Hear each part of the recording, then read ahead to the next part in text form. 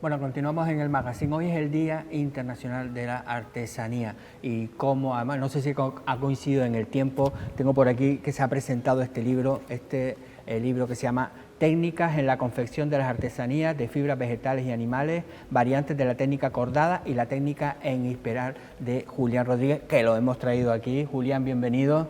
Gracias. Bueno, esta fue la presentación que se hizo en el ayuntamiento, en Tía, de este libro, que es un libro, vamos a decir así, didáctico. Sí, prácticamente se trata de dar como una idea general de cómo se hace cómo se trabajan las fibras vegetales. Claro, cuando vemos esto de la artesanía de fibras vegetales y animales, para que la gente, aquellos que no saben, ¿de qué estamos hablando? De fibras vegetales y animales. Sí, estamos hablando porque se puede coser pues, con la variedad de fibras vegetales que tenemos ahí en el campo, y también si se hace o bien se cose con lana o con materiales que ya proceden del mundo animal, con seda, pues ya sabemos que, porque se puede hacer exactamente lo mismo, pero con materiales de fibras vegetales y fibras animales. ¿Y las fibras vegetales cuáles son las más corrientes aquí en Lanzarote? Bueno, aquí, no sé si en Lanzarote o en Canarias, ¿se sí, puede bueno, hablar? Vamos, aquí en Lanzarote normalmente se cose con junco, dentro de la variedad de las posibilidades que se puede hacer con la hoja o se puede hacer con el tallo, que es la flor del junco. Todo eso trabajado, evidentemente. Se puede coser con la hoja de la palmera, con palmito, y todo lo que lleva el churro a nivel interior, pues también se puede hacer la cuerda con la tomisa, con la hoja de la palmera o del palmito, y ahí tienes la cuerda. O se puede hacer de otra fibra, como puede ser la pita. Así que tenemos ahí un mundo de posibilidades, o incluso hacer la cuerda con junco. Claro, cuando hablamos, pero cuando hablamos de junco, claro, eso hay que plantarlo, ¿no? No exactamente, lo puedes plantar también, pero el junco de que nosotros estamos hablando y que cogemos es el junco común, que es el Uncus acutus, que es el que predomina en Lanzarote, y que hay grandes zonas donde existe ese junco de forma natural. Claro, pero me refiero que, si no plantarlo, pero me imagino que hoy día la sequía, la desaparición de las tierras de cultivo, todo eso hace que sea más complicado que haya juncos, ¿no? Sí, bueno, hay una dificultad, y es la dificultad que cada vez hay menos artesanos. Entonces, el hecho de que el artesano vaya a coger el junco y limpiarlo, eso fortalece la planta y le da vida a la planta. Nosotros lo hemos probado en estos años que estamos yendo a coger junco cerca de las Montañas del Fuego, en el Parque Natural, y en las zonas que estamos cogiendo junco todos los años, el junco se mantiene verde, se mantiene más frondoso. En cambio, en las zonas que no llegamos, porque no da tiempo, ahí está el junco muriendo. Lo cual quiere decir que el tratamiento de que el artesano vaya, coja y lo limpie y le quite esos tallos, hace que la planta se fortalezca y crezca más. Claro, que al final es lo de siempre, la propia naturaleza, ¿no? Es decir, si tú cuidas algo, el cuidar no significa que si tú arrancas bien arrancado, que también hay que, me imagino claro, que es la fórmula de saber arrancar, de no romper, que a veces vemos estas campañas de limpieza que se hacen por ahí, que parece que todo lo que hay por ahí, eso es maleza y todo... No, evidentemente creo que no. Pasa lo mismo con la palmera. La palmera, si se corta, se limpia, la palmera se mantiene más sana, más viva, y incluso las hojas están mucho mejor preparadas para el artesano. Entonces, ¿por qué están las palmeras como están? Por el abandono, porque no se cortan. Y no es eso de decir que es porque se corta, se muere la palmera, no es cierto. Hubo un momento, por ejemplo, en la zona de Aría, de que la cestería de Pírgano se trabajó a nivel industrial, sobre todo cuando se estuvo haciendo la carretera de las Montañas del Fuego. Allí era a nivel industrial como se trabajó el pírgano. ¿Y eso quiere decir que se redujeron las palmeras, que se murieron las palmeras? No, todo lo contrario. Se mantuvieron muy bien porque además era el material que necesitaba el artesano y tenía que cuidarlo porque de ahí comía. Entonces hay un trabajo recíproco de esa biodiversidad o de esa conexión del hombre y la planta. Hoy es el Día del Artesano. Yo digo, tú eres artesano, pero eres investigador artesano también. Sí, bueno, más que artesano, sí, yo no me dedico a hacer piezas para vender, sino que yo lo que me dedico más bien es a la investigación. Evidentemente tengo que aprender a hacerlo, practicarlo y hacer las piezas. Evidentemente yo hago todas las piezas de las que estoy hablando, pero la hago sobre todo en ese compromiso de la investigación. Claro, hablamos de un libro de esto, lo decías en la presentación, claro, que los artesanos generalmente se dedican a hacer piezas, pero no a veces a escribir libros, y es por eso la importancia de tener libros en el que se hable de la artesanía, ¿no? Sí, y sobre todo, a ver, se han hecho grandes investigaciones, pero yo creo que divorciadas de alguna manera del mundo de la artesanía. No es lo mismo el investigador que va, observa y ve cómo trabaja el artesano y escribe, que ya tú viviéndolo ya directamente. Entonces, ese aspecto es el que de alguna manera quiero resaltar ahí en ese trabajo, esa cercanía. Evidentemente, el mundo es mucho más complejo en el sentido de que hay cosas que ni siquiera tienen nombre, entonces hay que definirlas porque hay esas variedades que hay que irlas definiendo, hay que ir creando un lenguaje, hay que ir creando pues ese lenguaje en la que podamos entendernos, artesanos, investigadores y la Claro, y la por eso población también en el general. libro hay un apartado de terminología, Sí. ¿no? Que eso es fundamental, porque claro, un artesano a veces, ¿y eso qué dice? No, esto me lo enseñó. Yo lo aprendí así. Lo aprendí, pero ¿cómo se llama? No sé, esto se hace así. Sí, exactamente. Claro, entonces para tú poder transmitir siempre es importante esa labor de... Sí, y a veces esa discusión necesaria en los artesanos, porque a veces te dicen, no, es que yo la conozco así. Digo, sí, tú la conoces así porque solo sabes una. Claro. Pero cuando ves 4 o 5, para saber de qué estamos hablando hay que definirla. Y esa es una labor también necesaria en el mundo de la artesanía para poder crear un lenguaje en que lo podamos entender. Ajá. Claro, después si entramos en el mundo del artesano, tú hablabas en la presentación también de somos una isla de la reserva de la biosfera. En principio hablamos mucho de conservar nuestro entorno, nuestro paisaje, nuestra cultura, pero claro, si después vas a lo que dices, ¿no? A un restaurante y nada más que son cubiertos de plástico, claro, sí, pudiendo haber cubiertos, ¿no? O pudiendo utilizar material para hacerlo de otra forma o de forma natural, bueno, natural sí, entre comillas. Sí, evidentemente, aquí en otra época, incluso en la época que empezó el turismo, todos los centros turísticos, de alguna manera, te ponían el pan y los cuchillos en un balallo, en un balallito ahí, y estaba todo lleno ¿Son de... esas pequeñas cestitas? Sí, esas cestitas donde te servían el pan y te ponían...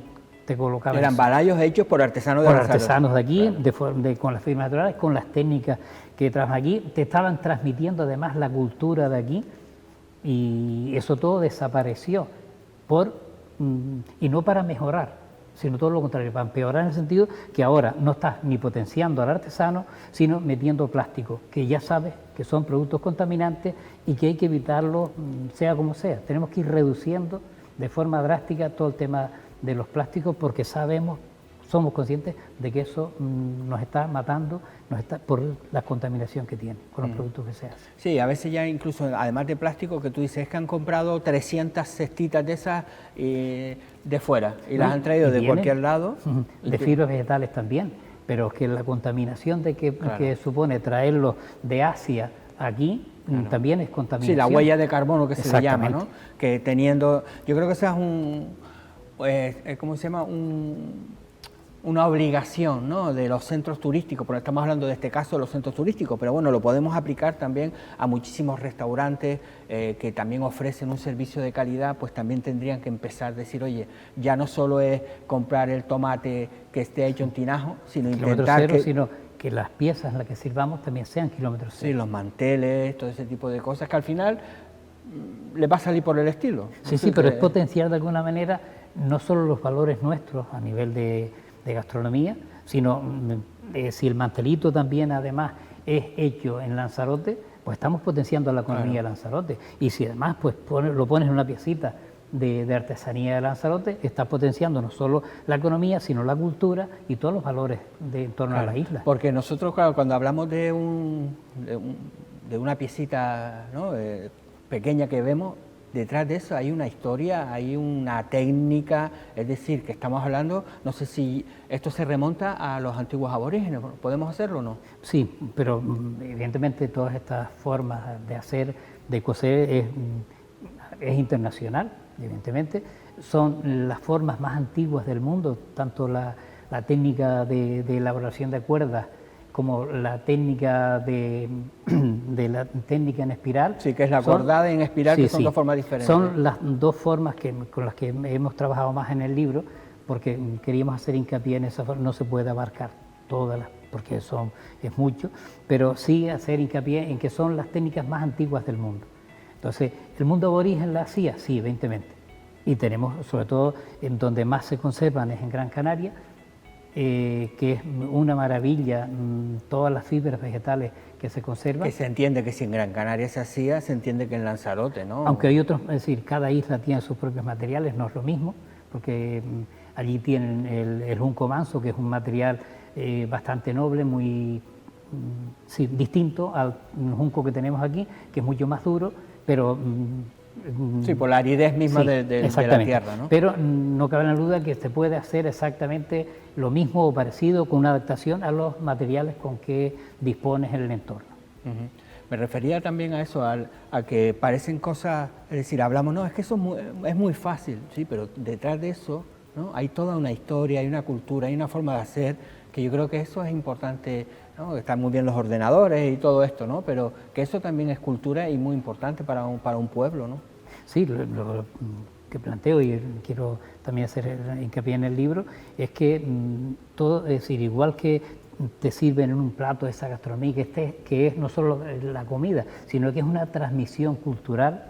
Entonces, esas piezas de artesanía también tienen que ser una transmisión cultural y que sea ese maridaje perfecto entre la comida y dónde nos sirven la comida, que tenga que tener ese binomio de alguna manera, esa conexión, ese maridaje, donde todo sea cultura y la forma incluso de servirla y todo ese tipo de materiales tiene que ser, claro. Tiene que tener esa conexión. Hablamos a veces del turismo, que es una fuente de riqueza para la isla de Lanzarote, pero que puede ser una fuente de riqueza y a la misma vez aprovechar esa fuente de riqueza para conservar nuestro pasado. Es decir, tenemos un público potencial de millones de personas que vienen a Lanzarote, decimos lo de siempre, si de cada 10 turistas uno se lleva una cosita hecha por la gente de Lanzarote, puede vivir muchísima gente alrededor. Lo que habrá que buscar la fórmula para integrarla, ¿no?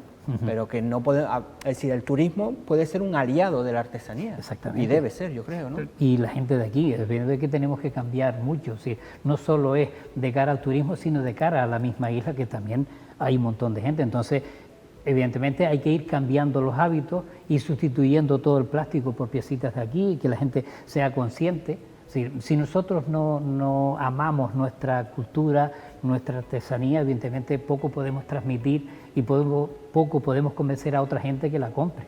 Claro. Si nosotros no somos conscientes de eso. Claro, lo que pasa es que después convencer a alguien joven a que vaya a buscar juncos y que se ponga unas horas, ¿no?, en la casa a hacer todo esto, claro, él dirá, vale, pero yo quiero tener un sueldito, quiero tener mis vacaciones, ¿no? Sí, sí.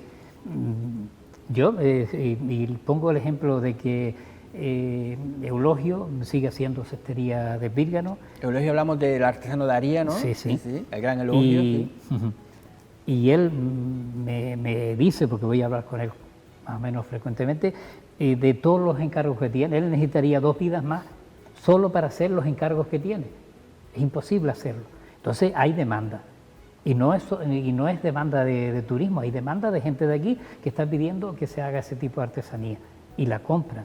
Entonces, si hay demanda, podemos crear gente o facilitar que gente lo haga y pueda vivir de eso. A veces veo todos estos cuando hacen los planes de empleo, curso de ordenador para no sé cuántas horas, limpieza de márgenes de carretera. Yo digo, y todo ese dinero que se da, alguien que limpia un margen de carretera termina 6 meses y al final se va para la casa y no tiene ningún tipo. Exacto. Si a esa persona le enseñas una profesión de este tipo, al final dirá, oye, pues mira, pues si el señor este tiene tal, yo sí, hombre, evidentemente haciéndolo bien, aprendiendo, pues ya tienes una salida. Es decir, que a veces damos 1000 cursos de tontería que no sirven absolutamente para nada, y no sé por qué no entra la rama de la artesanía. El otro día hablábamos con la consejera hace unos meses, que ella también coincidía con eso, la necesidad, oye, ¿por qué no se plantea unos cursos a través de los PFAE? Claro. Y si hay 2 o 3 artesanos que hay en un curso en el que tiene esas ayudas y acabas pues 2 o 3 o una persona sola que se dedique al mundo de la artesanía y que es viable económicamente, si se plantea desde esa como una alternativa laboral, pudiéramos avanzar paralelo a que se vaya trabajando en que vayamos cambiando de hábitos en toda la isla. Claro. Entonces eso puede funcionar. Sí, abrirle ese camino de asesorarle legalmente, asesorarle Claro. de forma tributaria, es decir, que porque al final si un artesano se le envuelve en 1000 problemas de burocráticos y de trámites, Es imposible, lo ahogamos antes de empezar. Claro. Entonces, Eso pasó con el tema de las pequeñas ganaderías que se hicieron aquí y que sería que se les echó una mano a muchísima gente y pudieron hacerlas. Pero claro, no le dejes a un hombre que tiene 3000 cabras a que tenga que cuidar las cabras y que al final tenga que estar todas las tardes en una... Y los sistemas cada vez son más engorrosos, sobre todo la burocracia administrativa es un horror. Entonces, evidentemente, si se le busca, si se simplifica de alguna manera, pudiéramos ayudarlo y pudiera que haya un par de gente que vivan de la artesanía. Claro. Bueno, ese es el Día Internacional del Artesano. Tú estás empeñado, por cierto, ahora estás en Gran Canaria, decías que Gran Canaria es un sitio donde se ha conservado. ¿Qué se conserva? Cuando hablamos de que se ha conservado, ¿de qué estamos hablando? ¿De un trozo de tela? ¿De un trozo de...? Hay un montón de fibras vegetales desde el mundo aborigen, sobre todo vas al Museo Canario y ya tienen expuestos desde hace muchos años, expuesto todas las distintas fibras que se han recogido en Gran Canaria y otras más que no están en el museo, que están... He tenido la suerte de tenerlas allí en Gran Canaria, y lo que sí quiero profundizar es en seguir investigando, haciendo pruebas con esos materiales que trabajaron los aborígenes para, de alguna manera, descubrir todo ese aporte que hizo el mundo aborigen con la fibra vegetal. Es decir, ellos han hecho algo, pero claro, hay que saber cómo lo hicieron, ¿no? Exactamente. Porque se puede entender, pero claro, los materiales que tenían en esa época, por ejemplo, hacer un telar, ¿no? O algo de eso, claro, no había hierro, me imagino, ¿no? Sí, no tengo ninguna duda que debieron usar unos soportes y unos materiales para ayudarse a poder confeccionar ese tipo de alfombras que hacían con junco. Porque a mano así, a mano es prácticamente... ¿Tú lo has probado? Sí, lo he probado y es prácticamente imposible. Entonces, no tengo ninguna duda que debieron valerse de unos sistemas, llámase telar, llámase un soporte en la que pudieron hacer eso. Y además, posiblemente tuvieran también esa fibra un tratamiento, que hay que ir probando y que hay que ir investigando. Y en ello estoy... Pero sí, porque cuando hablamos de que ir a coger un junco, no significa de coger el junco y ponerte a hacer algo. No, ahí tiene un tratamiento, no solo en los secados, sino luego para la preparación en agua para poder confeccionarlo, y además creo que han tenido otro tratamiento para que las fibras tengan durabilidad y esa flexibilidad que se mantiene hasta ahora. Hablamos de los aborígenes, incluso el tema de la momificación, es decir, ese tipo de técnicas que las conocían. Hablamos de Egipto, pero los canarios también la conocían, por lo menos en Gran Canaria, en Tenerife. Y claro, está claro que por eso a veces la importancia de investigar, ¿no? Hay muy pocos trabajos en Canarias, ¿no? No vemos a veces la historia si tiene trabajo, pero el tema de la artesanía hay muy poquitas cosas. Sí, hay apenas 2 o 3 cositas. Muy poco, y digo, yo después del año 85, donde se hizo la exposición en el Museo Canario de las fibras vegetales, el mundo aborigen, pues no se ha hecho nada más, y lo que me llama la atención es la riqueza tremenda que tiene el mundo aborigen en las fibras, y que tengamos eso todavía empantanado. Claro, sí, que a veces pensamos que como eran aborígenes no tenían muchísimas cosas, pero que no, es la riqueza cultural que había en la elaboración de alimentos, en cualquier cosa para la vida diaria, que era al final todo tenía un sentido, ¿no? Claro. Todo tenía un sentido. yo creo que eso hay que recuperarlo porque además yo creo que los canarios no lo merecemos, ¿no? Sí, evidentemente. A veces estudiamos la historia, la historia de Egipto, ¿no? O la historia de Francia, ¿no? Y decimos, pero bueno, ¿y la nuestra? Pero es un valor de lo que deberíamos estar orgullosos, porque son unos valores que ha aportado la gente a lo largo de toda la historia y están ahí. Lo que pasa es que los tenemos abandonados. Bueno, Julián, gracias por ese trabajo que sigues investigando, que es lo importante, un poco para conocer nuestra... Por cierto, ¿se puede conseguir en algún sitio? ¿Se va a poder conseguir? Sí, vamos a ver si esta semana ya concretamos para que la gente tenga acceso ya a comprar el libro y que...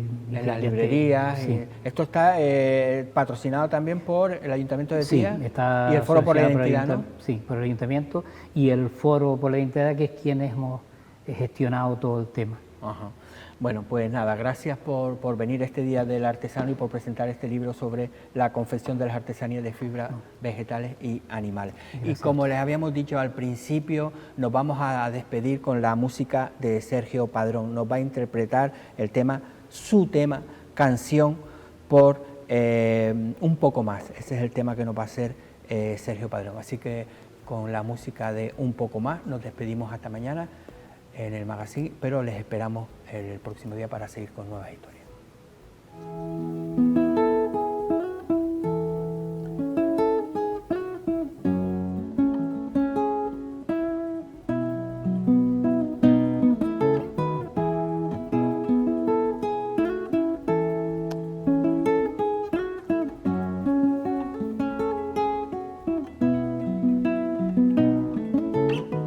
Quédate un poco más, no te vayas todavía. Mira que muero por dentro si la lluvia no termina. Quédate un poco más, por favor no te despidas. Es que me duele la noche y se me acaba la vida. Quédate un poco más, que la luna está muy fría. Hoy tengo desnuda el alma, mi cuerpo, tu cuerpo ansía. Quédate un poco más y vuelve a cerrar mi herida. Para cuando tú regreses, dejo la luz encendida. Dime que volverás, dime que no es mentira, que tú me extrañas también, que sientes melancolía. Dime que volverás, dime que no es mentira, que tú me extrañas también, que sientes melancolía.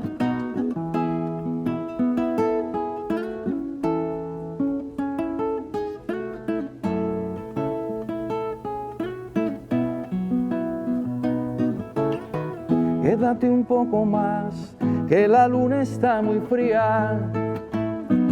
Hoy tengo desnuda el alma, mi cuerpo, tu cuerpo ansía. Quédate un poco más y vuelve a cerrar mi herida. Para cuando tú regreses, dejo la luz encendida. Entra, abre la puerta, niña, no mires atrás. Que te espero, que no puedo ya ni respirar sin ti. Dime que volverás, dime que no es mentira, que tú me extrañas también, que sientes melancolía. Dime que volverás, dime que no es mentira, que tú me extrañas también, que sientes melancolía, que cuando llega la noche siento mi cama vacía. Que tú me extrañas también, que sientes melancolía. Quédate un poquito más, no te vayas todavía, no, no. Que tú me extrañas también, que sientes melancolía. Dime que volverás, dime que no es mentira, que tú me extrañas también, que sientes melancolía.